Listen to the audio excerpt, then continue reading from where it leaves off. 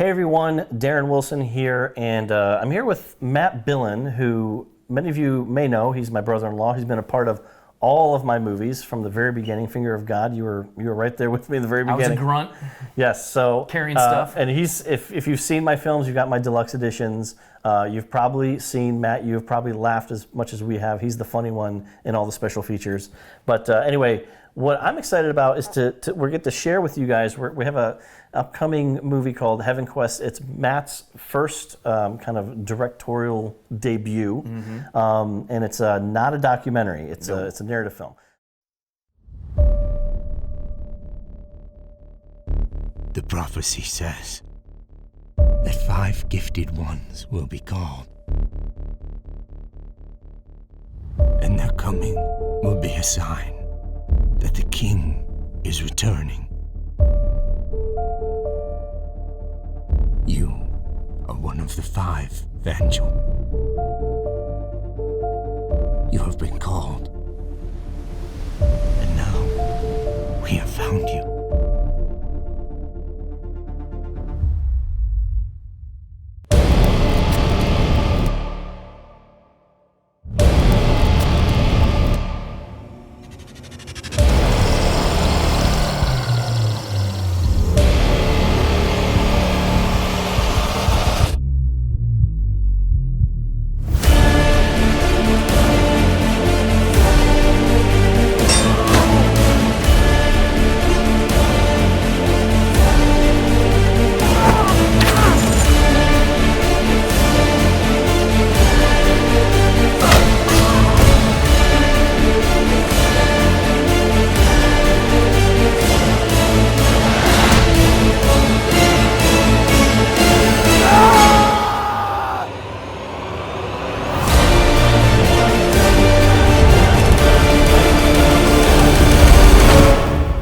Show you the path.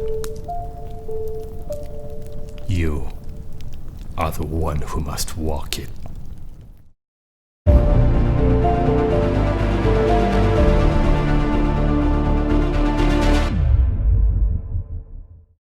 So I just want to take a few minutes here and just kind of do a little interview with Matt, so you guys can kind of understand where this movie came from, the journey, and get a better picture. Because we're doing a sneak peek in October of 2019. You may be watching this after that sneak peek is over, and at that point the movie's available. But this will give you a little background on the new movie Heavenquest. So, Matt, where did this idea come from? And what is the movie, and where did the idea come from? Well, I am a nerd, and I love fantasy and science fiction, and not that documentaries aren't great and serve a purpose, obviously, but I even before I was working with Darren, I was goofing around making short films and things. I just love. It's funny that I became the filmmaker first. You did. Like you were. I was actually doing it. You were before actually doing it way before I was. He just did better stuff and made more money. So I got to keep working my day job. But yeah, I mean, basically, I just wanted to make something that was different. I mean, I think where this initially came from was I wanted to make a movie, and then I think beyond that it was I want to make something in the faith-based space that's a little different. That people are not trying or are afraid to try. We do see a lot of. And not to put these projects down, but we see a lot of family dramas, a lot of sports films, a lot of those same kind of genres. And those are great, but that's not my thing. Like, my thing is sci-fi fantasy, and I wanted to do something like that. So I was reading this book, Pilgrim's Progress, to my boys when they were young. And I was reading this adapted version of it that was very whimsical. Like, the artwork was very fairy tale and monsters and creatures. And it's really just the story of a Christian man named Christian that goes on this journey to find redemption and salvation. It's kind of what any Christian could encounter through their life, or a person of faith. And so I thought, what a great movie. That would make an amazing film, but I was just at a place where I wasn't quite ready to do it. So I thought about it for a couple years. And then I started getting serious probably about 4 years ago, and said, okay, I think I have the skills and the know-how, and I know enough people now to try to make this movie. And were you working with us at that point? I was actually working with you guys, and we tried to do a Kickstarter campaign, in fact, to do this, and it just didn't, it didn't go where we needed to go. So I branched off on my own, and I ended up, developing this kind of conventionally with producers in LA, people that were really excited about kind of what we wanted to do. And it just takes a long time to make a feature film. I mean, a documentary is a little bit of a different thing because you can grab a camera and so you a mic. Have a crew of two, three, people. four I mean, people. Even our movie was small, right? So we made a small movie. But our movie still had 20, 25 people on set, and that's a small film. We're feeding them Subway instead of like steaks and lobster in the back room. But I mean, everybody was amazing as long as they got coffee and food. And we did pay everyone, of course, but it was just really, really hard to get there and get to that point. And we almost gave up a couple times. I mean, if anything, I guess if I look at myself and how I grew, I think it's perseverance. I mean, I just stuck with it, even though it could have died on any number of occasions. And at a certain point, I was about ready to bail. We were looking at a much more expensive film. We had hired a professional screenwriter. We had this full movie built that was going to cost us several $1 million, and we just couldn't get it. We just couldn't get it made. And I was about to bail and just move on and try something else. And I really felt like the Lord told me. And this stuff happens to him. This stuff doesn't happen to me. I felt like it was like, go make you're back to your original vision of doing this really intimate, small little film for this number, this budget. And I'm like, okay. And so I got kind of excited, and I started calling people. And hey, let me just interrupt you because I want to explain to people kind of what you're talking about here. Yeah. Originally, your idea was very guerrilla style, very like small crew. Let's just kind of go explore and find a story. Right. And then it turned from that into more when you started bringing Hollywood, like investors and things on board. Production. It became more like we got to have a full script. We got to have it became like multi-million-dollar budget type of filming thing. overseas, like the whole thing. Yeah. So then what you're saying is you kept hitting a bunch of roadblocks, and then the Lord said, "Let's go back to the beginning." Yeah, and really He said, "Let me help you tell the story." And again, that kind of stuff doesn't happen to me very often. And I remember it was in the car, and I went home and called two of my producing partners right away. I'm like, guys, I kind of want to do this.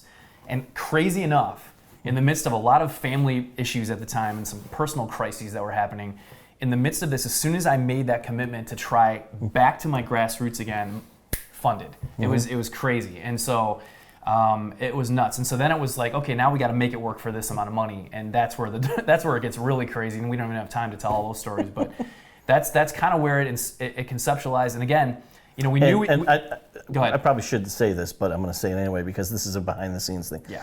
You actually made this movie for less than my documentaries cost. Or it would be close. It would be probably pretty close. No, I know what you paid. Oh, okay. It's less than my documentaries cost. Yeah. So that's why. So you're working with a very, very, very low budget. Yeah. You're working with kind of. You don't really have a script. You have a story. You have an idea where you want the story to go. Right. Right. You've got a bunch of people who've bought into the vision. Yeah. But nobody's exactly sure. You're the only one who really knows what that vision is. Right. So talk to me and tell them a little bit about. You talked a lot about how you did everything kind of wrong. Like you did what you're not supposed to do. Like you broke a lot of rules with this movie. So kind of talk about that. Like what did you do? Like first time filmmakers should not do, and then it's pretty much everything that you did. Right. Yeah, we had a pretty limited budget, and we really did set out to kind of make this very intimate. But the more people you attach, it grows naturally. It's kind of an organic thing, and it's almost like a train that just gets going, and or a snowball that gets bigger and bigger, and you just can't really stop it. So we started grabbing people and attaching more and more people to it. Once we were funded and it was like, okay, where are we going to shoot? I mean, Dan, who's my producing partner, Dan Mark, King Street Pictures, we basically went and scouted the whole thing ourselves. It was this crazy 4 days. We drove probably 1,000 miles all over California. We decided with California because we had some contacts in Northern California that we knew that could really help us and assist us. So we were able to get a lot of volunteer help there too.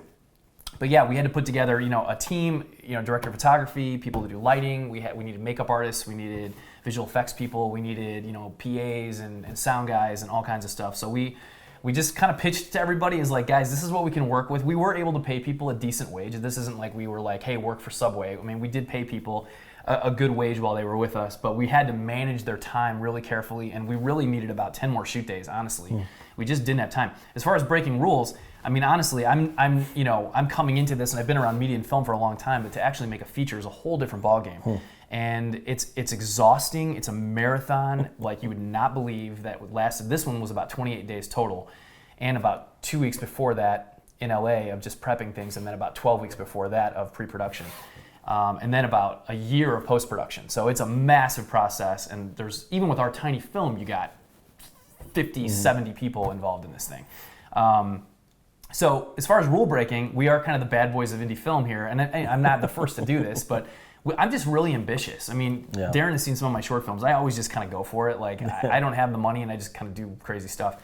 I'm not afraid of visual effects. I'm not afraid of action sequences and chase scenes and things like that. So we just wanted to tell the story we wanted to tell, and we shot action sequences at night. Like, those are two things you don't do. We made like 50 costumes with like a 3-person crew, which you don't do on short, low-budget indie films. You try to stay in a relatively, what we call it, a contained film, where it's like, if you look at like people's first films, a lot of times they're in a warehouse, they're in one house, look at Paranormal Activity, movies like that, they're just in one location. We had like 16 locations and about 30 people to move. We would sometimes move our whole crew during the day. We got someone to lend us vehicles. They were all like monster trucks. They got like, I'm not joking. They got like 8 miles to the gallon, and we're driving up these mountains, just filling up our tanks like every half hour. Someone lent us like a 1986 RV with no air conditioning. It was crazy. So we had this barrage of vehicles, or this whole armada of vehicles that just did not get any gas mileage, driving up till 10,000 feet in the mountains. And I had to pull all the permits myself. It was just like, it was mind-blowing how much stuff. And then we all did multiple jobs. Dan, who's a producer, he had to do like 7 jobs. I did like 4. One of our other producers had to run transportation and shuttle people back and forth from Sacramento. It was insane. I mean, it was just literally insane. It was literally, I would say, the hardest thing I've ever done in terms of like career media. And you're filming in 100+ degree heat as well. Yeah, who would have known that in Northern California, it's like 117 degrees every day in July and August. I would have thought, okay, well, it's a dry heat, right? It's maybe 90, 95, like kind of Chicago weather. No, it was blazing hot. And the amount of drinks for our 20, 25 people, the amount of pallets of drinks and Gatorade we went through was just incredible. But yeah, we did night shoots with like 3 guys setting up with not enough light. It was just nuts. Like, we just did all these things. Am I wrong? Did you film one of the locations where they shot some Star Wars stuff? Yeah, there's some of the most iconic shots in this movie. We have some really great cinematography in this. The locations are insane. Amazing. And we worked really hard to find those, by the way. I worked really hard to find those. Some great cinematography by Chris Ellison. Some of the most iconic shots are in the desert. We went where they filmed the whole sand barge scene from Return of the Jedi, and a number of movies have been filmed there, called the Glamis Dunes. There's a scene where Patrick, our main character, is up on a cliff. It's called Fonts Point. I'm going to go ahead and say it's probably the most insane place I've ever been. And I've been with him a lot of places. Fonts Point, you have to drive like an hour on this desert road. It was so hot my phone shut off. It was so hot that the drone camera wouldn't work. It was incredibly hot. I mean, it was 120 degrees, easy. It's like Death Valley temperatures. And the scenery was just insane. And another thing we did is we shot time of day. If you don't know what that is, our call times were like 3 a.m. to get someplace by sunrise, hauling generators up mountains, driving 5 vehicles up through the mountains. It was just insane. Like, don't do it. Do a drama. Do a rom-com in like an apartment and a coffee shop. Like, this was crazy. Like, I'm already like working on like other projects, and I'm like, okay, how can we stay in like 2 places? And then we also lived together in like this commune, these ministry homes, where I didn't have my own. This wasn't like I was sipping lattes in my, luxury recliner in a beautiful hotel suite. This was like everybody shacking up with everybody else. Wait, you're saying this wasn't a WP documentary? No, this was like 16 people living in a giant house, like sharing the same food and dishes and groceries. It was crazy. We had like 2 of these homes, one for talent, one for crew. So it was just nuts. I mean, I could tell a million stories, but you get the idea. Yeah, talk to me a little bit about your cast, because it's a really unique cast. We kind of went what we like to call the Fast and Furious model, which is basically we went super international, and that was just our directing team. We have multiple ethnicities across all nationalities. It's really kind of cool. And my family, all 3 of my children are internationally adopted too, so it's like really special to me to have this kind of diverse cast. But we have a couple really well-known Korean actors. We have 2 very well-known Hispanic actresses from Mexico. We have a Danish actor. We have an African American. We have a guy from England. We have an Australian actress who is phenomenal. And we have just a couple, American actors. So we have this incredibly colorful, diverse, all these beautiful accents. And people would ask, like, hey, what accent should I do? I'm like, just let's embrace what we have here. We have these beautiful accents and these beautiful dialogues, and just go with it, So they would come to me as a director and be like, do you want me to drop the Australian accent? Do you want me to drop the Korean? No, I'm like, just do it, man. It's like we're in this really diverse world. Let's just embrace it. So that was great. And I tell you, let me just tell you something, you first-time directors. And I mean, I've done other stuff. I feel like you're exercising a lot of your demons in this thing. This has been therapeutic. Yeah, there you go. Okay. Steven Spielberg once said, every movie will find a way to break your heart. And it's true. I mean, even though there were so many lessons learned here, there was a lot of really hard things too. I mean, getting up at 3 a.m, I'm not a great sleeper, he'll tell you that. And just doing this, like, you're just exhausted by like day 15. We didn't have a lot of days off. Anyway. Okay, so what's another thing that you shouldn't do, which you did, is especially when you don't have like hardly any money at all, is special effects. Oh yeah. So talk to me about, like, you know, what is it like trying to create special effects that aren't like cheeseball, you know what I mean? There are some cheeseball ones with in there. no We tried money. really hard. Sorry. Yeah. But there's some that are really awesome too. There's some good so ones. talk to me about what was it like kind of working with that when you have very, very limited funds to do it with? So again, you know, part of filmmaking, actually a lot of filmmaking is networking, right? So you connect with people who can connect with people who can connect with people. Everybody's looking to work. Everybody wants to do cool stuff, you know, and this was different. So we were able to get some really accomplished effects artists. However, couldn't really pay them their normal rates. I mean, we really, when you look at what we paid per shot, I mean, they made some money, but it's just not the typical. I ended up doing, I mean, luckily I have some skill in compositing, and I did all the title sequences. I mean, I made about 8 cents an hour on this movie, just so we're clear on that. I'm not driving a Lexus, you know, this is, I pulled my Kia up today. This is, you know, it's a hard road, but, you know, I had pitched this like to all of my producers and everyone that was involved. I'm like, yeah, we're gonna do like maybe 80 to 90 effect shots. We went and got quotes. Even people who were like, hey, we love your concept, we want to help you with this. Can you do like 120K? We're like, no. Can you do like 30? And they're like, no. We were so far apart. And here's what had happened. So one of our producing partners, he's really, really connected. David Kank, super connected guy, knows everybody.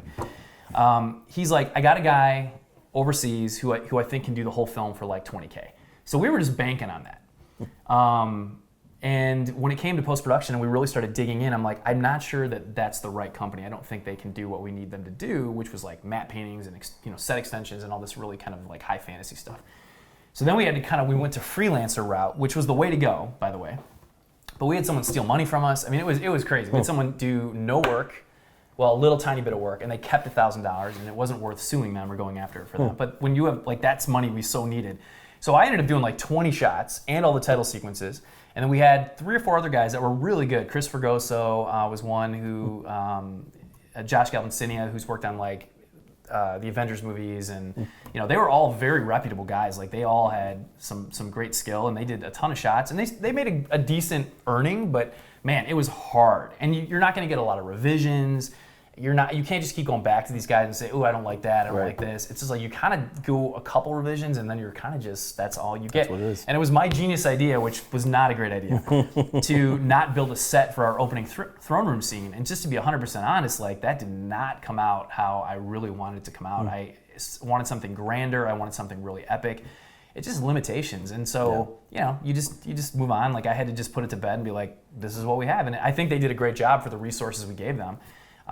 But we just couldn't push them any farther. So it was hard. Yeah, It was hard. and I think we'll kind of end this on this. I think what I find fascinating about watching you walk through this whole journey, kind of, you know, I was kind of from a distance, just kind of watching everything, and to see how many people, though, just bought into your vision. And I think what they were buying into was, you know, from day one, even when we thought this might be a WP film, it was always about, we want to make a faith-based movie, but that's really, really, really different. That's very unique. It will, you know, that doesn't look and feel saccharine. It doesn't, you know, it's like, I remember you love the term, you know, you want to see dirt under the fingernails. Right. Like, We did that. everything's all shiny and happy and clean in Christian films. But I feel like what really got a lot of people jazzed about this movie was that kind of vision that you brought, where, like, I want to tell a gritty story. Yeah. Like, I mean, it's still something kids can watch. Yeah. But at the same PG. time, it's not like pretty much every other Christian film that we've seen. And like you said, like, there's limitations to it, and there's limitations because of budget. Yeah. It's all budget. But, it is all but budget. at the same time, there's also parts of this film, and I think there are a lot of different sequences that really stand, like, that are really awesome. Yeah. And they really, and it kind of took me out of thinking, oh, I'm watching a Christian movie. And it was just like, I'm just watching a fantasy film. You know what I mean? And so that, to me, that was really fun. And I'm assuming I'm correct in that. The people, like, you were getting people, like, doing it for, like, way less than they normally charge, just because they were excited about the idea and the concept. Right? Yeah, I think, we were, one of the things that's really helpful, and again, just a little tip, is sizzle reels and concept trailers are great. If you can pull it, I did one actually with these guys, and I'd even done one before that to pitch it to these guys, and I just went out, spent a tiny bit of money. That was what we used on our Kickstarter. Yeah, it's actually on the DVD. Our Kickstarter it's on the DVD, so you can actually see that concept trailer, and I barely spent any money on that, did the whole thing myself. Just wanted to create a feel, like a vibe, and that concept trailer, man, that got me in the door everywhere, even before things got rolling.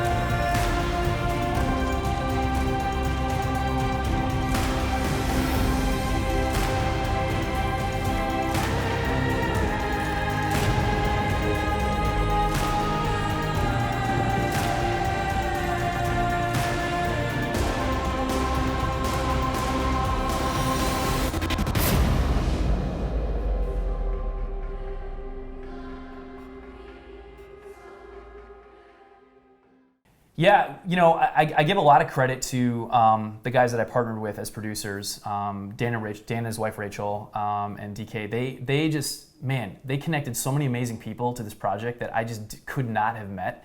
I mean, the guy that edited this movie worked on The Revenant with Leonardo DiCaprio. He worked on Hunger Games. I mean, he was he's done 30 films in Hollywood. He was the coolest guy. He was awesome. I spent 100 hours in the room with him just editing this film. He was incredible.